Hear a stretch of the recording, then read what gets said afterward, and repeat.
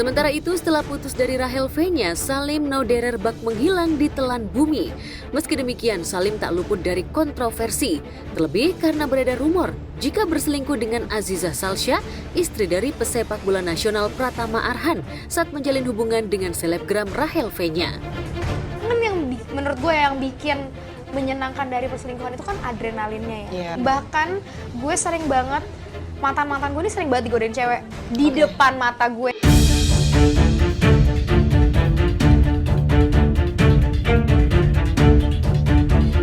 Setelah dikabarkan menjalin asmara terlarang dengan Aziza Salsya, Salim Nauderer santer dikabarkan dekat dengan Shakila Astari, putri dari mantan pasangan Syarita Abdul Mukti dan Faisal Haris.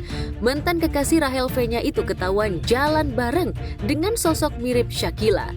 Ramai di media sosial foto yang dinarasikan Salim Nauderer dan Shakila Astari tengah menghabiskan waktu bersama di Bali. Dilihat dari postingan @pembasmi.kehaluan.real, keduanya terlihat bersantai di pinggir pantai.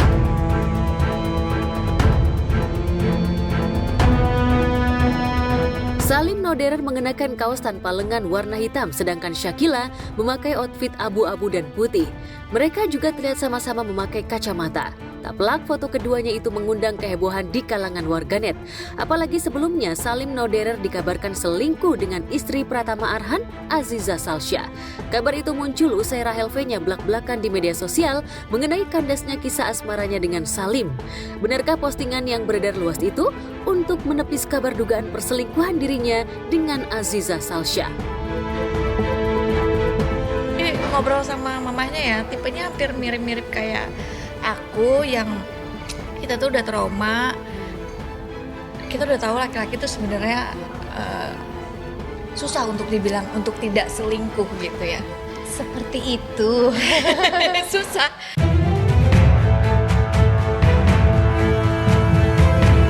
Sementara itu tak terima dikabarkan berselingkuh dengan Salim Nauderer, Aziza Salsya melaporkan 2 akun TikTok yang telah mencemarkan nama baiknya itu ke polisi. Lantas sejauh mana polisi menindaklanjuti laporan Aziza tersebut? Akankah dalam waktu dekat ini polisi memanggil pihak terkait untuk dimintai keterangan?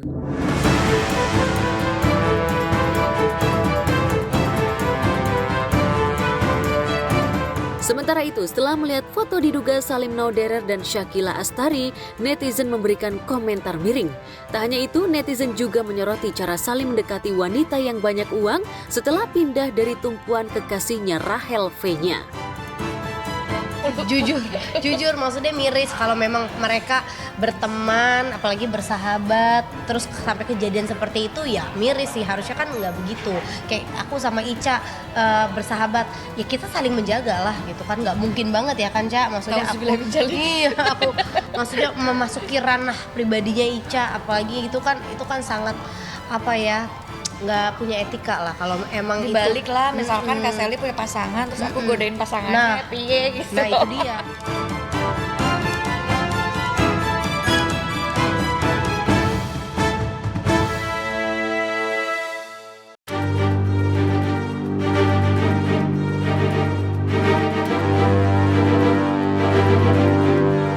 Pemirsa, interaksi Krisdayanti dengan Ashanty sedang jadi perbincangan publik. Keakraban keduanya dianggap kurang patut usai Ashanty diketahui menoyor kepala Krisdayanti. Si gak suka makan testimoni tuh, tapi dia doyan makanan kita. Karena tahu banget prosesnya kamu kan, dari kamu ngumpulin apa segala macam sampai ditawarin ke politik, tidak mau karena karena dia cocoknya bisnis. Ini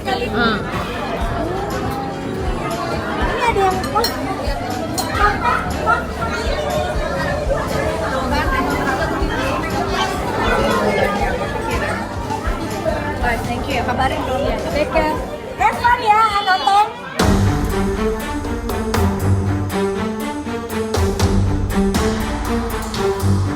Aksi Ashanty yang dianggap kurang sopan oleh warganet itu diduga terjadi ketika istri Raul Lemos itu menghadiri peresmian toko kue Ashanty yang berdiri di depan ruko lama tempat tinggal Anang Hermansyah. Pada kesempatan itu, Krisdayanti sedang melakoni sesi jumpa wartawan dalam rangka peresmian toko kue milik Ashanty.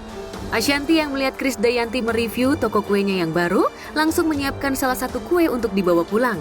Melihat hal itu secara spontan, Krisdayanti berkomentar, "Tuh kan, emang ratu makan?" Mendengar hal itu, Ashanty yang semula memeluk Krisdayanti tersipu malu sambil tangannya mendorong kepala Krisdayanti.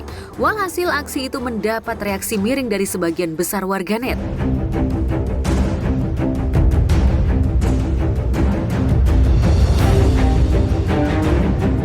Akrab si akrab Bunda Ashanty, tapi nggak gitu juga, ungkap salah satu warganet.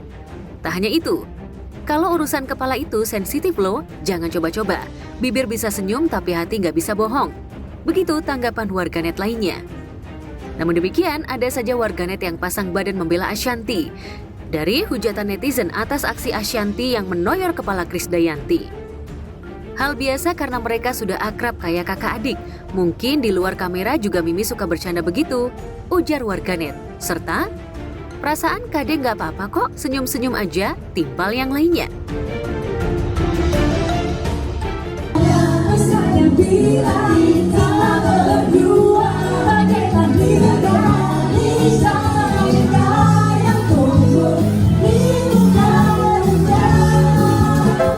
Jadi buat teman-teman nggak ada apa-apa, nggak ada masalah apa-apa.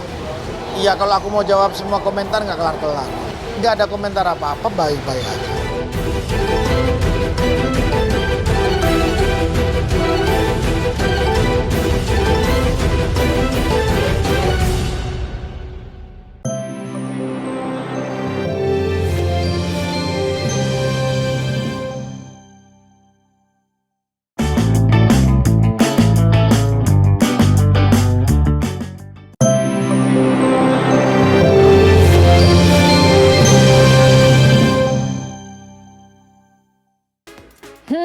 Netizen emang julid ya. Mungkin hasil operasi wajah dari Sarwenda ini masih pemulihan. Jadi Ciwenda ini masih hati-hati buka mulutnya saat makan. Next, momen haru dan juga menyentuh batin ya pemirsa. Video virus memperlakukan suaminya Sony Septian saat akan ke masjid. Simak sesaat lagi bersama keseruan Abang L yang membocorkan nama calon adiknya. Dan penasaran dengan apa isi bagasi dari Maudy Wilhelmina, pemeran Ajeng di Cinta Yasmin? Simak sesaat lagi, saksikan terus Gospot setiap harinya pukul 6 pagi di RCTI.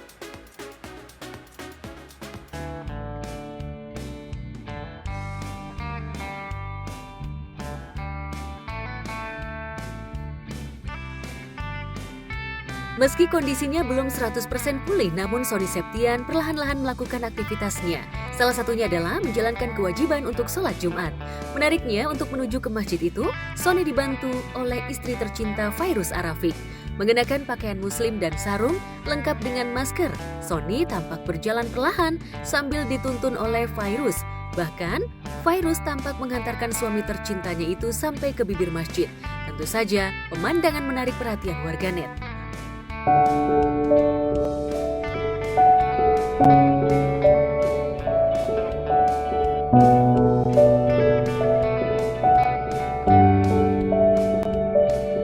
Alhamdulillah udah semakin baik perkembangannya gitu, dan selama menjalani fisioterapi sih menjalani fisioterapi setiap perkembangannya setiap minggunya tuh selalu ada gitu, dan alhamdulillah hari ini juga semakin baik, terus dari jalannya juga udah semakin baik lagi kayak gitu, dan postur tubuhnya juga udah mulai semakin baik juga. Tadi jalannya udah enakan, udah gak kayak Terminator kalau kata istri aku. Kemarin bilangnya kayak Terminator, tapi memang nggak boleh terlalu lama dulu sering jalan karena dengkulnya belum kuat. Sama ternyata pinggulnya di sini memang harus dilatih. Selain postural yang di leher, dengkul sama yang pinggulnya itu, yang di bawah pinggulnya itu harus dilatih. Tak hanya menghantarkan, Fairuz juga tampak menunggu Sony sampai selesai menunaikan sholat Jumat. Ketika selesai, Fairuz tampak menghampiri Sony dan mengambilkannya sandal yang ada di rak. Pemandangan itu begitu indah. Fairuz seperti menemukan energinya kembali. Apalagi energi itu keluar dari ketulusan cinta dari sang istri tercinta Fairuz. Segala aktivitas yang dijalani Sony dari menjalani perawatan di rumah sakit, terapi rutin hingga ke masjid, Fairuz nyaris tak pernah absen menemani sang suami.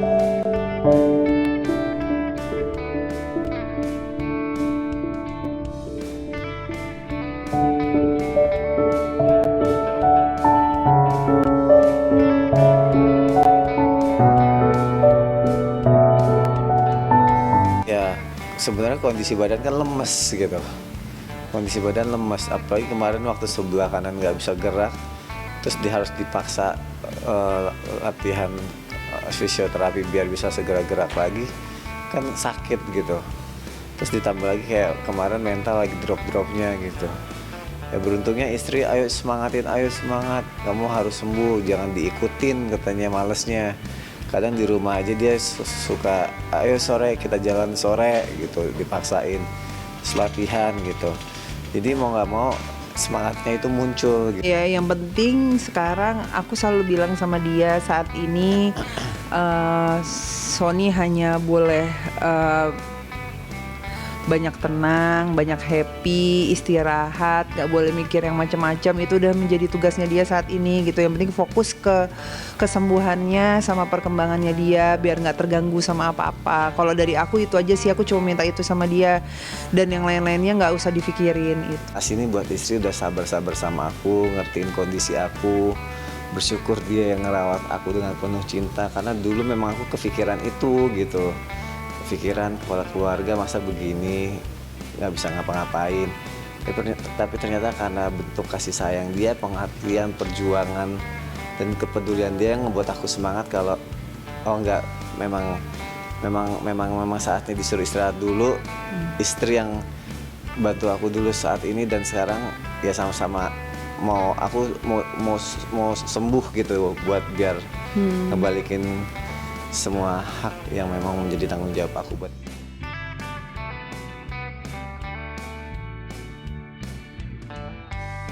Di tempat terpisah, Rizky Bilar dan Lesti Kejora dibuat tertawa ketika berbincang bersama putra sulungnya Abang L di kamar. Menariknya, Abang L begitu bahagia dan mengerti jika ia bakal memiliki adik. Bahkan Abang L tampak sayang dengan calon adiknya itu. Apa adik itu? Adik cewek. Emang coba sayang dulu adiknya, sayang. Adiknya cewek. Sayang dulu adiknya, sayang mana adiknya? Adiknya cewek ya. Sayang. Sayang adiknya. Sini nih, sayang ini sayang adiknya. Sini sayang adik sini. Sini ini adik.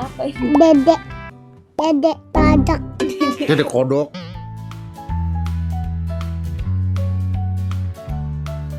Dan yang paling lucu adalah ketika Bilar dan Lesti meminta Abang L untuk memberi nama untuk adiknya.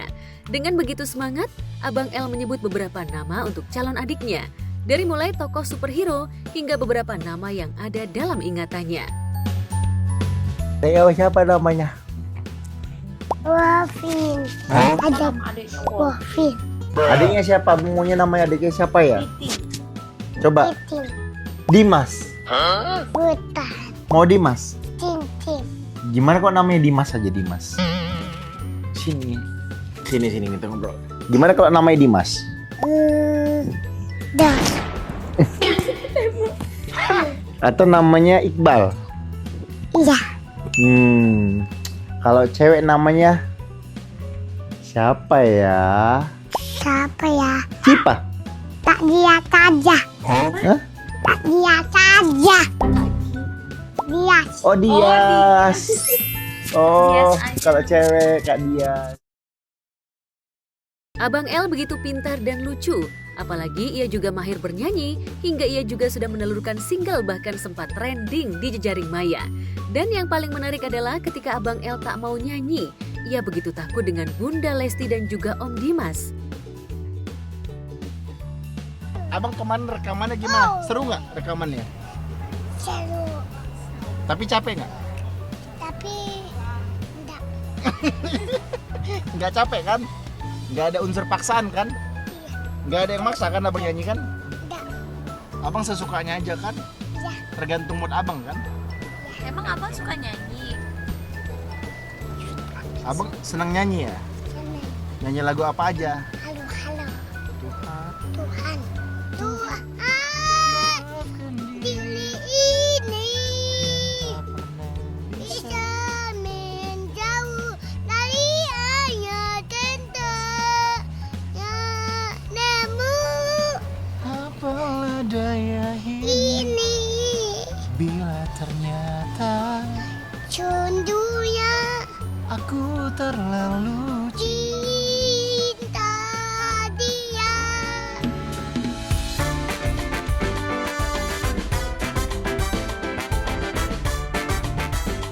Sinetron Cinta Yasmin masih membuat penasaran penonton tanah air.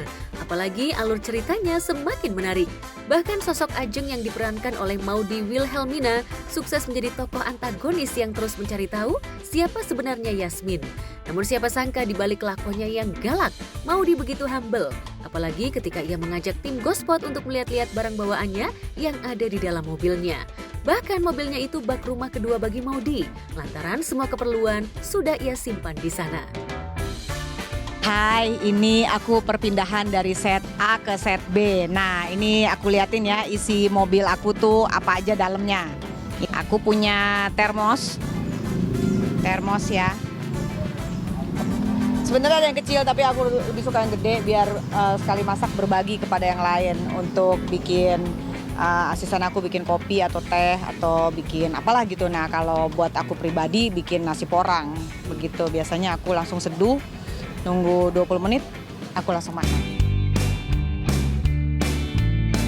Dan yang paling menarik, Maudy selalu membawa makanan yang praktis ala-ala camping.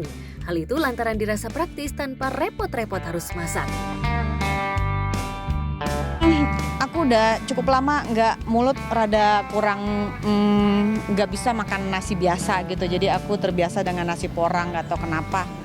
Lebih suka nasi porang, lebih simple dan kebetulan dulu lagi seneng naik gunung, aku lebih simpel bawa nasi porang tinggal disobek, dimasukin ke wadah, ditutup, aku tunggu, baru aku makan. Kalau teman-teman kan masak dulu, kalau aku enggak gitu. Setiap hari di rumah juga nasi porang. Apa ya? Oh ini dia nasi porangnya.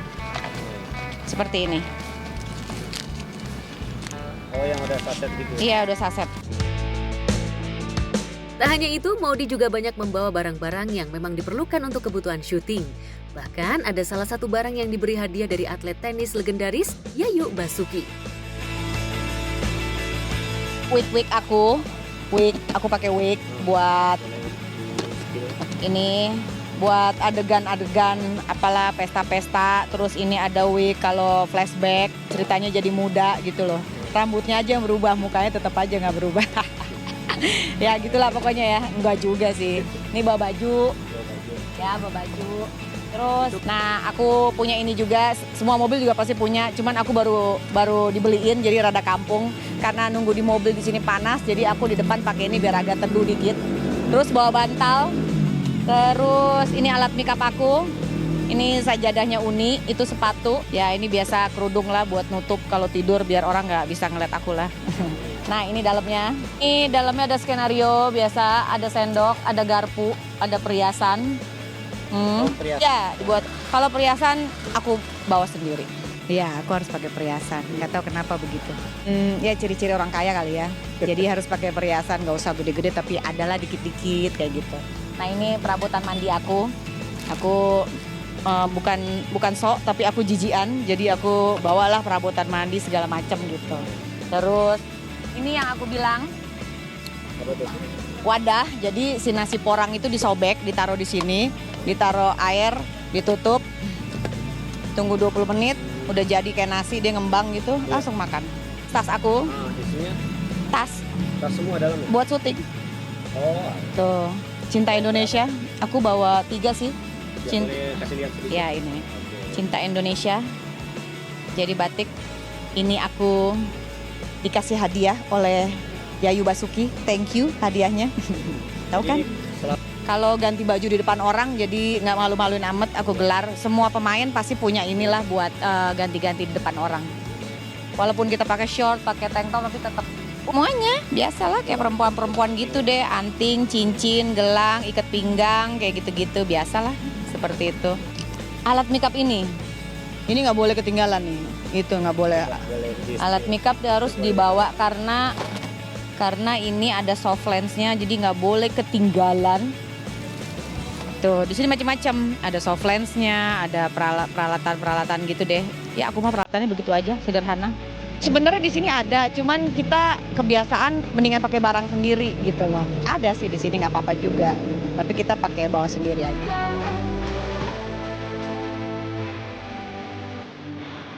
Sementara itu, cerita cinta Yasmin masih membuat penasaran penonton tanah air. Setelah yakin dengan kebohongan Romeo ihwal identitas, Yasmin justru mulai mendekati Rangga. Tentu saja hal itu demi bisa mengorek informasi ihwal siapa yang membuat kedua orang tuanya meninggal dunia. Lantas benarkah Rangga menaruh curiga dengan investigasi Yasmin terhadap Ajeng? Lantas bagaimana dengan Romeo yang semakin terbakar api cemburu melihat kedekatan Rangga dan Yasmin? Yasmin gak sempat ngeliat foto ini. Karena gimana pun juga, Yasmin gak boleh tahu kalau sebenarnya perusahaan Cakradinata itu milik ayahnya. Emang deket sama Bu Ajeng ya? Ya, bisa dibilang gitu sih. Memang saya sama Alicia itu emang deketnya sama Mama. Kalau sama Pak Baskara? Ya, hubungan saya sama Papa ya bisa dibilang nggak baik-baik aja sih. Kayaknya Yasmin memang sengaja menghindar dari aku. Tapi nggak apa-apa. Justru sikap Yasmin yang seperti ini yang bikin aku merasa tertantang. Aku harus bisa dapetin Yasmin. Karena dia adalah kartu as buat aku untuk bisa mendapatkan apa yang aku mau. Yaitu perusahaan Cakradinata.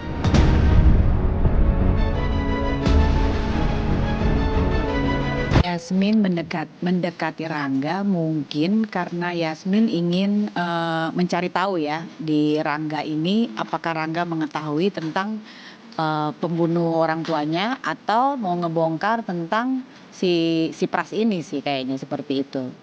Kayaknya sih iya ya. Ya Rangga menaruh curiga seperti itu sih. Iya, Rangga sudah mulai tahu gerak-gerak Yasmin seperti itu gitu, dengan kecurigaan Yasmin kepada Ajeng dan Pras seperti itu. Di antara gue dan Romeo kita udah saling tahu bahwa kita berdua memang saling suka sama Yasmin, dan memang kita berdua lagi cari cara gimana caranya kita berdua bisa deket sama dia, bisa quality time bareng, bisa habisin waktu ya dengan cara apapun. Terus ya pokoknya selalu cari cara lah untuk bisa deket sama Yasmin gitu.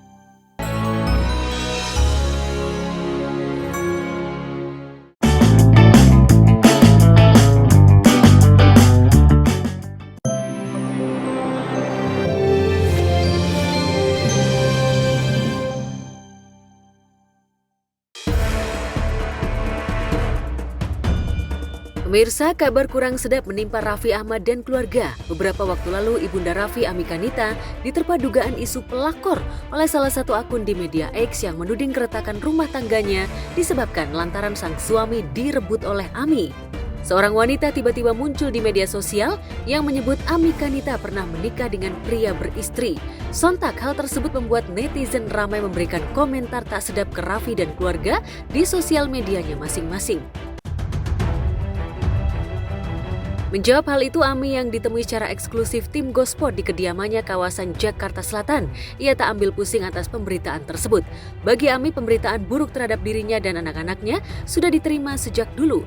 Ami menilai tuduhan dan fitnahan tersebut menjadi sebuah ujian yang diberikan oleh Allah Subhanahu wa Ta'ala, dan Ami menerima dengan lapang dada ujian tersebut. Hal seperti itu gitu kan, tapi makanya mama suka ya udah atuh sok atuh sekarang gitu. Tapi sekarang ya udah ini sih udah banyak perubahan, tapi ya tetap Indonesia-nya masih kekeh. Ya, bismillah lah, semoga nggak tahu ada kebaikan apa gitu. Cucu-cucu nah, buat Adkia, Arif sama Caca mah pokoknya nenek love you all dah. Buat Nisha sama Andika ya udah, Nishanya ya mama berdoa, tapi berdoanya nggak boleh ada yang tahu. Udah gitu aja. Kalau dilihat lagi banyak banget dikasih masalah keluarga mama gitu, Afi lah segala. Iya sih, kadang mama juga suka merenung gitu. Ya Allah, dikasih cobaan lagi. Sedih sih, sedih gitu, kadang sedih, tapi ya udah nggak apa-apa gitu. Udah dari dulu cobaannya mama tuh udah lama, udah sering dikasih cobaan. Kadang ya Allah, ya udah, ya Allah diterima lagi cobaan demi cobaan. Mudah-mudahan Allah kasih jalan. Ini semua ada hikmahnya gitu.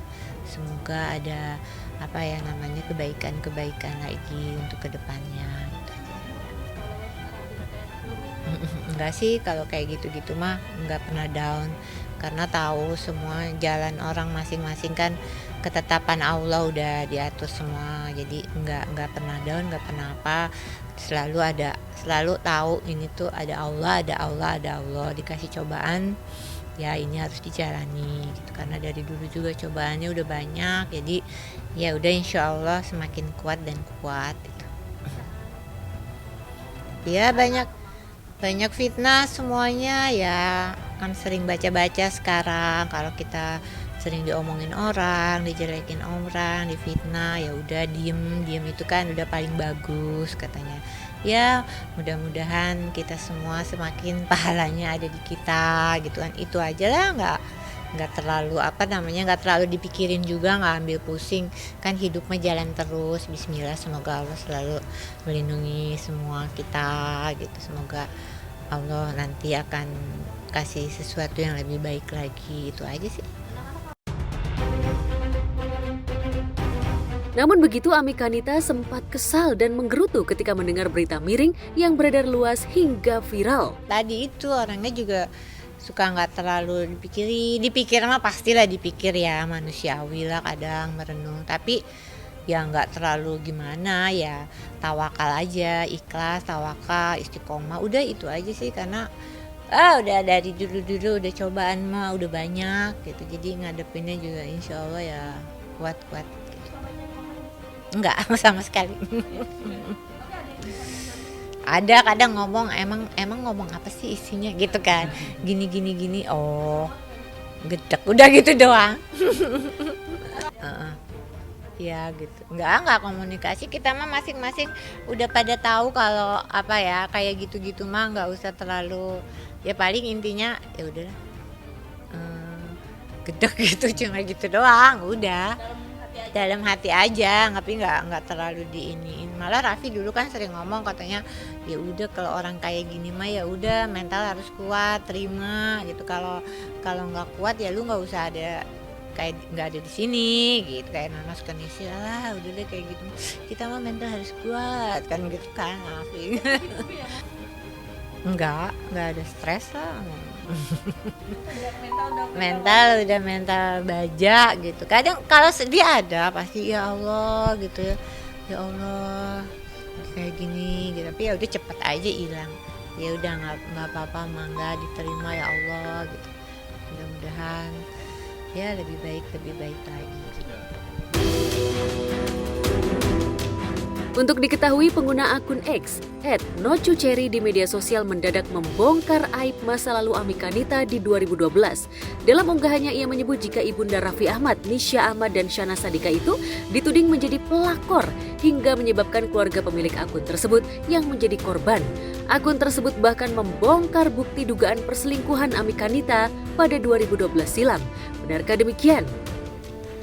Ya udah nggak mau kecoreng ya pasti kecoreng lah gitu, cuma ya udah ini cobaan gitu, diterima gitu. Yang penting kan ya udah hidup mah berjalan terus, dan mama juga ya apa ya nggak sangka orang seperti itulah gitu kan. Tapi kan yang tahu cuma mau ngomong juga, mau ngebela diri juga gini nggak ada, maksudnya percuma juga, yang mendingan diam. Yang penting kan orang-orang deket tahu kalau mama seperti apa, udah gitu tahu benernya gitu aja deh. Tak hanya sampai di situ, akun itu juga membeberkan bukti chat diduga dari Amika Nita ke ayahnya yang kini sudah meninggal. Diketahui Amika Nita pernah digosipkan menikah dengan seorang pria berinisial SS pada 2012 lalu. Kala itu SS masih berstatus suami sah perempuan lain bernama S.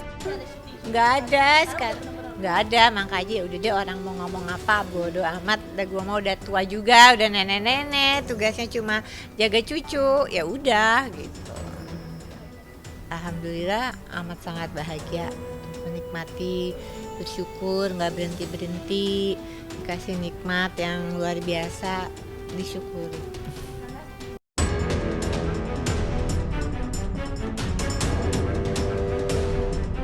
Ujian yang dihadapi Amika Nita tak hanya sebatas menyangkut dirinya saja. Sebelum kabar miring dugaan perselingkuhan Amika Nita dengan pria lain muncul, ia diuji rumah tangga anaknya Nisha Ahmad dan Andika Rosadi suaminya kini tengah diambang perceraian. Ami juga mengungkapkan kelanjutan perceraian Nisha dan Andika yang prahara rumah tangganya sudah di ujung tanduk. Ada masalah malah ke mama semuanya, jadi kadang mama bacanya juga liar. Kadang liar gitu aja, kadang ya, tapi ya namanya ibu ya nggak boleh, ya haruslah kalau nasehatin mah ya, kalau ibu mau marah ya marah, kalau harus bijak ya bijak, harus nasehatin ya nasehatin gitu.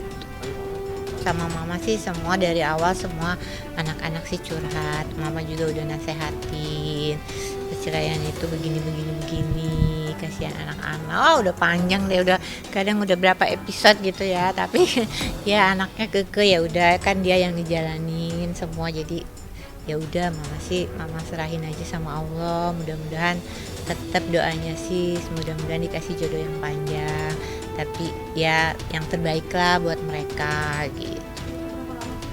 Udah lama sih sebenarnya sama, nanti kadang muncul, kadang nggak lagi. Kadang kalau dia mencurhat tapi besoknya baik lagi, alhamdulillah baik lagi gitu kan. Tapi ya akhirnya gitu. Tapi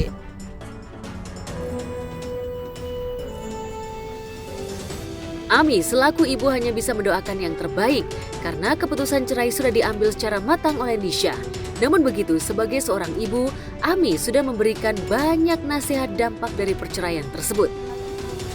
sedih banget sebenarnya, tuh sedih sampai nangis sampai berair mata. Kadang yang dipikirin kan cucu gitu kan ya. Mungkin kalau orang karena mungkin mama kan orang zaman dulu, katanya kalau orang zaman dulu beda sama zaman sekarang. Kalau zaman sekarang bilangnya ya udah, kalau nggak bahagia ngapain, nggak usah mikirin anak juga nanti gini.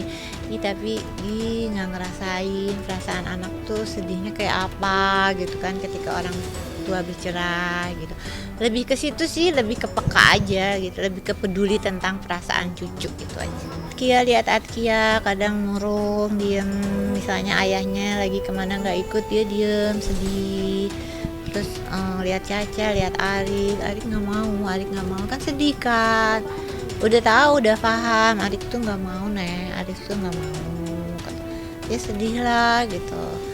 Ya mungkin kan apapun yang bisa ngebela cucu kan cuma nenek gitu kan, tapi ya mungkin masing-masing pengen punya kebahagiaan sendiri. Mungkin ya udahlah, nggak tahu lah, kadang ya udah berdoa aja sama Allah udah gitu.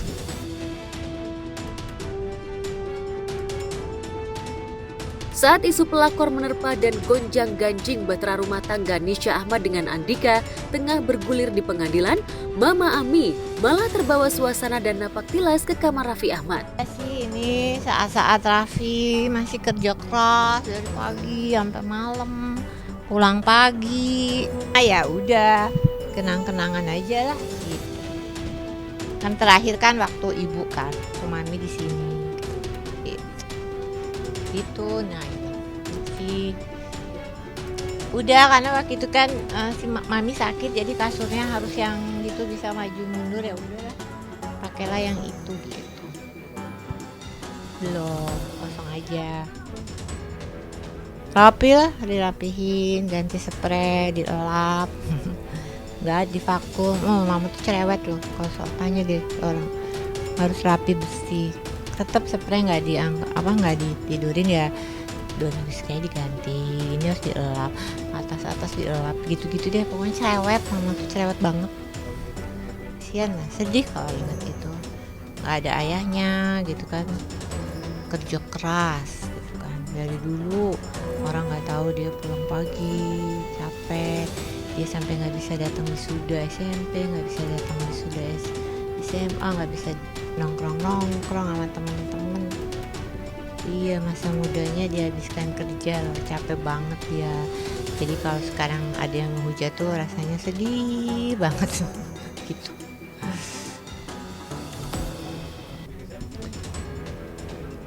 Oh itu ya, itu dulu dikasih orang ya, itu mah dikasih orang. Ada fans apa gambarnya Raffi juga, foto Raffi juga itu dari fans.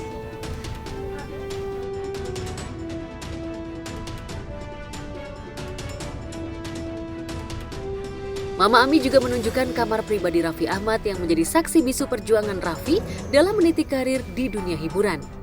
Ini yang di Bandung. Campuran lah ya. Campuran sih. Itu umur 1997. Ya.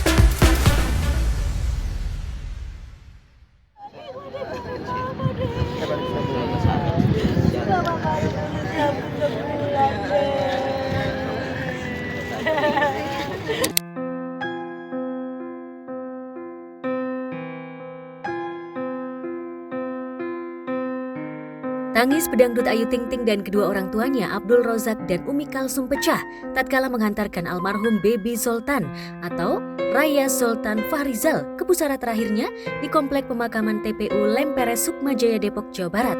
Bahkan ibunda Baby Zoltan Ashifa Nuraini tak kuasa menyaksikan kepergian putra keduanya hingga jatuh pingsan.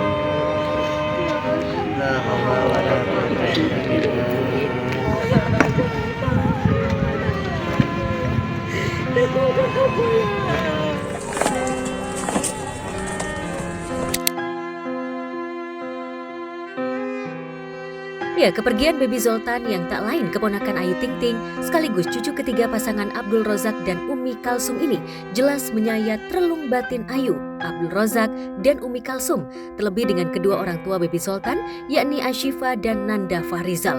Apalagi sebelum wafat kondisi Baby Zoltan tampak terlihat bugar. Bahkan Ibunda Ayu Umi Kalsum sempat membagikan momen lucu dan menggemaskan kala Baby Zoltan menjalani sesi photoshoot dengan pakaian layaknya pria dewasa.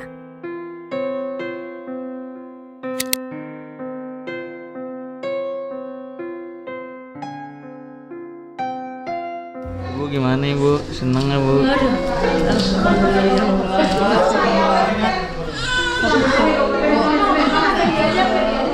Sayang raja. Oh nangis. Adiknya bilang yang adiknya ntar.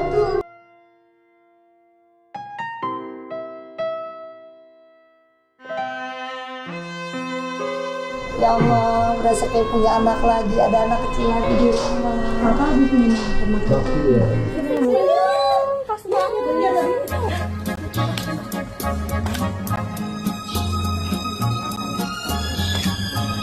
Satu, dua.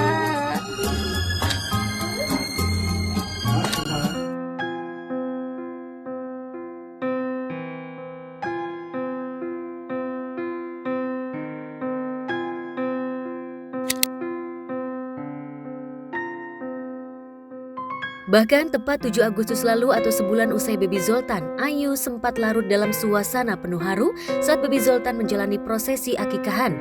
Syukuran yang ditandai dengan cukur rambut dengan tema dekorasi serba biru putih itu langsung penuh kebahagiaan. Ayu bahkan secara simbolik ikut memotong rambut Baby Zoltan. Dan tentu saja kedua orang tua Ayu, Abdul Rozak dan Umi Kalsum yang selalu terharu bahagia kala menyaksikan cucu ketiganya yang mulai tumbuh sebagai bayi yang lucu dan menggemaskan.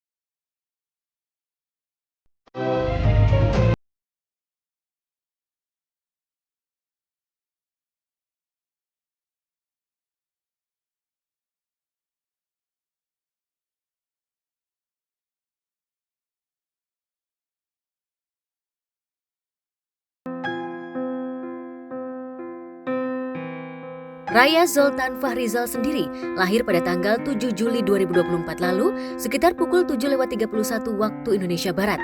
Kelahiran keponakan kedua Ayu Ting Ting ini pun disambut dengan penuh sukacita. Apalagi Baby Zoltan merupakan keponakan lelaki pertama bagi Ayu Ting Ting dan cucu lelaki pertama bagi Abdul Rozak dan Umi Kalsum. Meski pada mulanya kelahiran Baby Zoltan disambut dengan penuh sukacita, namun takdir berkata lain. Dalam usia yang belum genap 2 bulan, bayi mungil dan menggemaskan ini harus pergi untuk selama-lamanya. Jeritan tangis dan getir kehilangan pun begitu dirasakan keluarga Ayu, terutama Ibunda Ashifa yang terus bertanya mengapa putranya harus pergi di tengah bahagia terpendar. Di depan pusara almarhum sambil melakukan tabur bunga, Shiva tak hentinya bertanya mengapa putranya harus pergi secepat itu.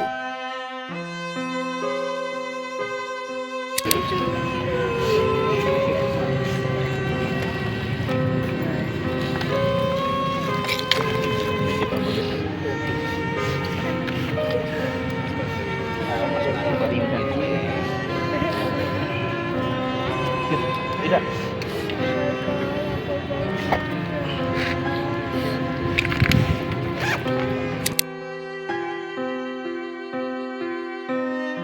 Hingga kemarin di antara suasana duka yang membuncah, belum ada keterangan resmi dari pihak rumah sakit jenis penyakit apa yang membuat nyawa Baby Zoltan tak tertolong.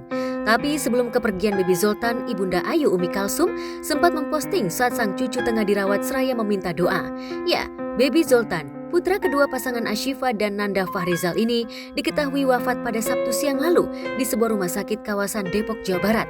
Lantas jenis penyakit apa yang diderita Baby Zoltan hingga nyawanya tak tertolong? Benarkah Baby Zoltan mengalami dehidrasi hingga sulit diselamatkan karena kondisi fisiknya yang lemah? Lantas bagaimana sesungguhnya mengantisipasi bayi yang mengalami dehidrasi? Dehidrasi ini terjadi bisa karena ketidakseimbangan antara asupan cairan sama keluaran cairan gitu ya. Nah, untuk kasus itu tadi saya lihat adalah muntah ya. Nah, itu lebih memang paling membahayakan. Kenapa? Karena dia masuknya nggak bisa, keluarnya banyak gitu ya. Nah, untuk penyebabnya secara detail khusus untuk pasien itu saya tidak bisa memberikan kesimpulan karena harus dibicarakan sama dokter penanggung jawab pasien ya, itu penting sekali. Nah, tapi secara umum untuk muntah-muntah pada bayi di bawah sekitar 1 bulanan itu penyebabnya bisa dibagi minimal 2, bisa dia dari segi infeksi dan non infeksi. Saya selalu tuh mengingatkan kepada semua mom and dad ataupun pasien-pasien saya untuk memastikan tanda-tanda awal dari dehidrasi. Kalau memang anaknya satu nggak mau minum sama sekali, itu udah mulai nggak bener tuh. Kedua, dia muntah terus menerus.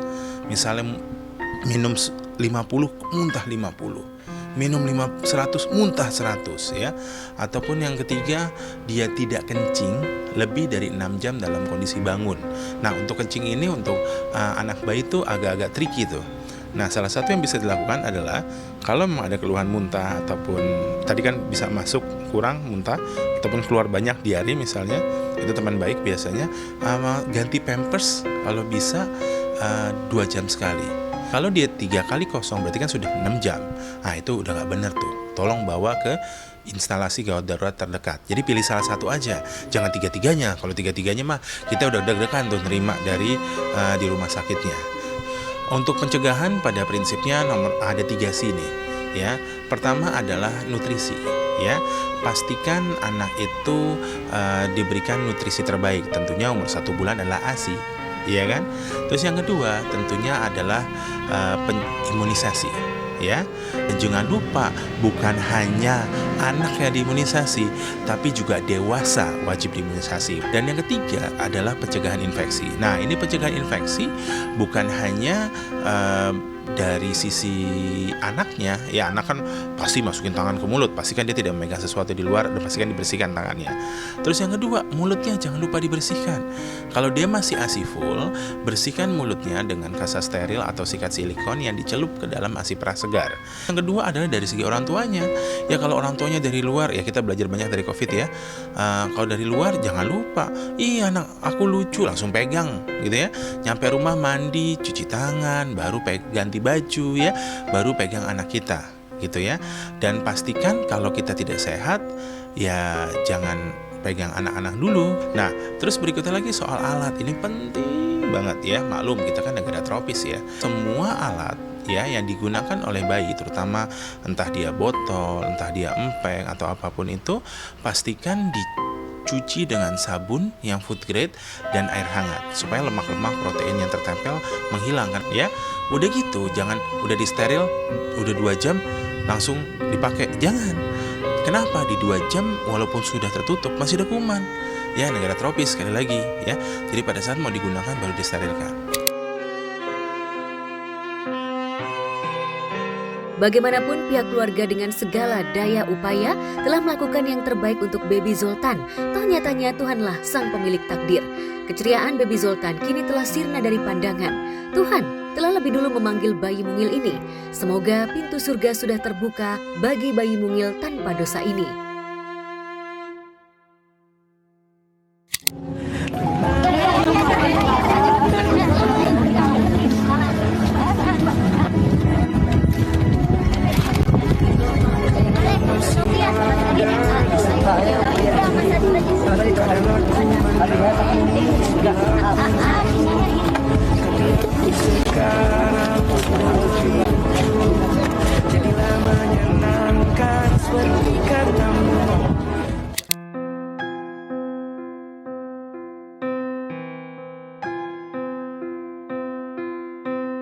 Saat Ayu dan keluarga tengah mengalami momen pedih akibat kehilangan baby Zoltan, putra komedian Sule buat cintanya dengan Natalie Holscher, yakni Azam Adrian Syahsutisna, rupanya juga tengah mengalami sakit demam. Saat mendengar putranya sakit, Sule pun langsung mendatangi kediaman mantan istrinya. Lantas bagaimana momen haru pertemuan Sule dan Azam yang tengah sakit? Sayangku, sayangku, sayang. Iya, punya drum? Itu lihat. Ayah baru lihat. Ini ayah baru lihat ini mah. Ini ayah baru lihat ini mah nih. Sayang gini ya, ini ya. Duk, cus, duk, cus gitu. Oh sayang ayah. Donya. Do re mi fa seng sol huntu. Do re mi fa seng sol huntu. Iya. Kemarin kan video call sama ayah. Kita main musik yuk. Bisa nggak? Pukulannya mana? Dadang dudung. Uis. Nah gitu ya. Ya, Azam tampak begitu rindu pelukan sang ayah. Meski sempat menangis, namun perlahan Azam berubah cerita setelah bisa bercengkrama dengan ayahnya.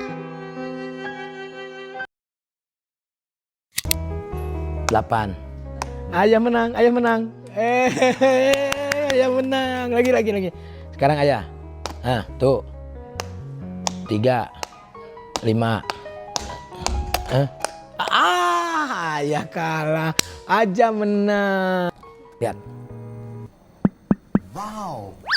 Bunyi. Lihat. Coba Ajam. Ya, segitu ya. Simsalabim abrakadabra. Ini ya hilang tadi. Get well soon buat Azam ya. Udah dijenguk sama Papa Sule nih, nempel terus di pelukan Papa Sule. Bikin haru aja ya netizen ya, kita yang melihat juga ikut terharu banget nih. Semoga cepat sembuh ya Azam. Dan sementara itu juga pemirsa, kami turut berduka cita atas wafatnya Baby Zoltan, keponakan dari Ayu Ting Ting yang memang juga merupakan anak kedua dari Syifa. Semoga Baby Zoltan mendapatkan tempat terbaik di sisinya dan diberikan ketabahan juga bagi keluarga yang ditinggalkan. Oke pemirsa, hari ini bersama saya Evelina Tan akan mengupdate berita-berita selebriti paling hot pastinya di Gospel. Coming up next, Ibunda Raffi Ahmad alias Mama Ami ini jawab soal tudingan pelakor yang dilontarkan kepada dirinya. Simak berita selengkapnya sesaat lagi tetap di Gospel. Ya Allah, dikasih cobaan lagi. Sedih gitu, kadang sedih tapi ya udah nggak apa-apa gitu, udah dari dulu.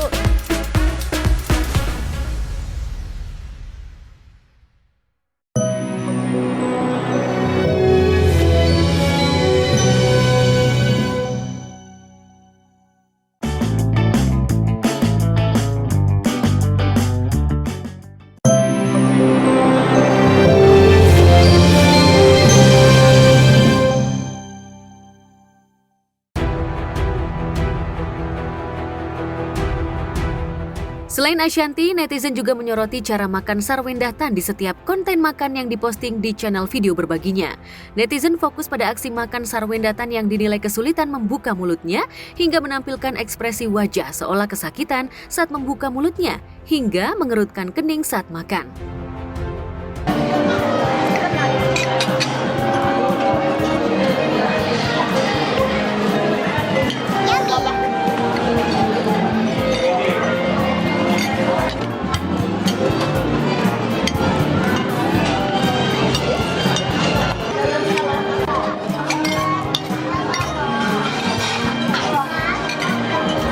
Orang ya lebih cabi aja gitu, tapi kan karena ini bengkak, karena ini yang kamu lihat ini baru 35 hari Kak.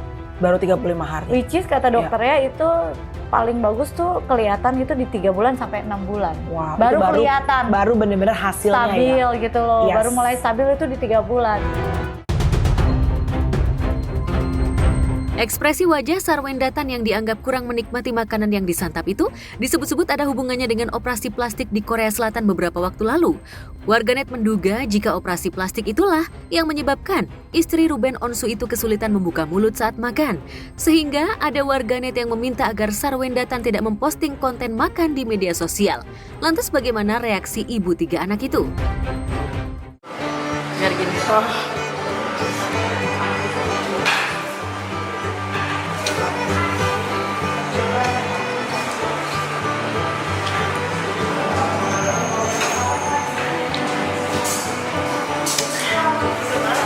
Jadi nggak jadi aku aduk semuanya supaya ya udah pedas aja di sebelah sini kan. Wah, mantep banget. Menurut aku ya mereka kurang knowledge-nya adalah ketika ya segala sesuatu butuh proses. Jadi ya kalau mau komen ya tunggu 3 bulan gitu. Tapi kan kok neti ya gitu. Jadi ya udah nggak apa-apa, nggak dimasukin ke hati. Tapi ya cuma bilang wait and see aja. Di sisi lain, Sarwendatan tetap sibuk membagi waktu, menghantar anak-anak sekolah hingga les. Bahkan Sarwendatan sempat menemani konten, justru itu ya karena emang ada yang misalnya asisten aku gitu yang ngevideoin aja, tapi itu kegiatan aku. Itu real kamu kalau pagi? Ya, justru itu realnya, tapi ya tadinya nggak pernah dipublish ya sekarang ya karena ada story, mereka story gitu loh. Kalau dulu aku udah bikin bekal tuh dari Cici Thalia masuk sekolah 8 bulan. Wow. Berarti udah berapa tahun itu. Jadi kalau orang dulu bikin bento, malah dulu kan bento aku cuma bikinin buat Thalia awal-awal ya. Itu belum Thalia sama Ayah. Itu bikinnya lebih parah lagi, bisa bikin muka-muka. Wow. Aku sampai bisa bikin bentuknya muka-muka gitu, Kak. Niat ya, Bo? Wah, kan masih 2 bentonya gitu kan. Jadi kalau sekarang jalannya masih panjang. Sekarang banyak. Wah, even Onyo pun dibikinin sarapan sama kamu? Bikin. 3-3-nya lo bikinin? 3-3 yang bikin. Dan mereka tahu kalau misalnya bukan aku yang masak. Masa? Rasanya tuh beda? Rasanya beda, walaupun misalnya aku udah bilang, ini aku masakan biasa coba ngetes gitu kan. Ini emang Bunda yang masak? Segampang kayak kuah udon aja deh. Itu mereka tahu. Ini bukan Bunda nih.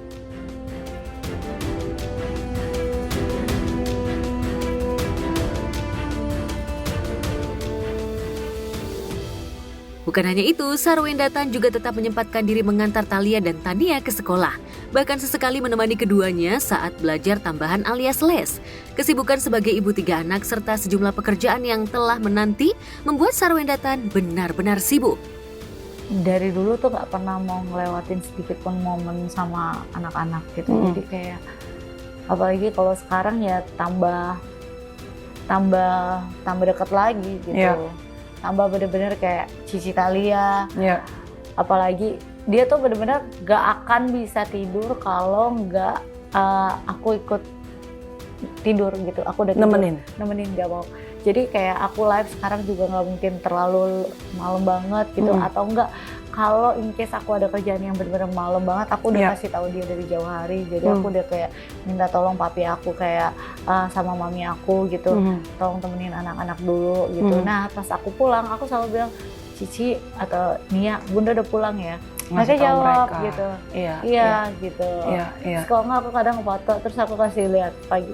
Nia Bunda tidur sama Cici sama Nia. Kalau mereka udah tidur duluan? Iya, mereka udah tidur duluan. Karena kan kadang bangun kan aku udah bangun duluan. Iya, kamu udah aktivitas duluan. Udah bangun duluan, udah bikin bekal duluan gitu kan. Jadi takutnya mereka pas bangun kok mak gue udah nggak ada nih, beneran mak gue tidur sebelah gue nggak gitu kan. Kamu foto jadi itu. Kenapa akhirnya ya kadang live ataupun aku kerja keluar ya tetap harus kerja karena kan ya kebutuhan juga banyak kan Kak. Tapi ya diatur karena ya emang udah tahu juga anak-anak juga kalau misalnya aku kerjanya di rumah, kenapa aku lebih milihnya sekarang lebih di rumah karena ya bisa sambil main sama anak, mantau sama anak gitu. Bareng sama mereka. Iya, bareng sama mereka dan karena doa mereka tiap malam.